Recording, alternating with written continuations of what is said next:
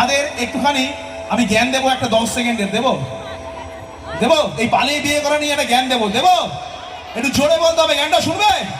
তো যাদের বিয়ে হয়নি ভবিষ্যতে কাজে লাগবে সেই জ্ঞানটা হচ্ছে যে যারা পালিয়ে বিয়ে করে তারা মনের মানুষ পায়।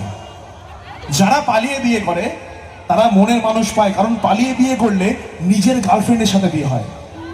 আমি কিন্তু এখনকার দিনের সিচুয়েশন বলছি যে পালিয়ে বিয়ে করলে নিজের গার্লফ্রেন্ডের সঙ্গে বিয়ে হয়, আর যদি দেখে শুনে বিয়ে করো মানে অ্যারেঞ্জ ম্যারেজ করো তাহলে অন্যের গার্লফ্রেন্ডকে বিয়ে করতে হয়।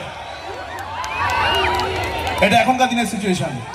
তাহলে দেখে শুনে বিয়ে করলে অন্যের গার্লফ্রেন্ডকে বিয়ে করতে হয়। তাহলে ব্যাপারটা দাঁড়ালো সেটা যে পালিয়ে বিয়ে করলে মনের মানুষ পায়, আর যারা পালিয়ে বিয়ে করে না মানে দেখে শুনে বিয়ে করে, যারা পালিয়ে বিয়ে করে না তারা বিয়ের পরে নিজের বউকে ছেড়ে পাশের বাড়ির বৌদির দিকে তাকায়।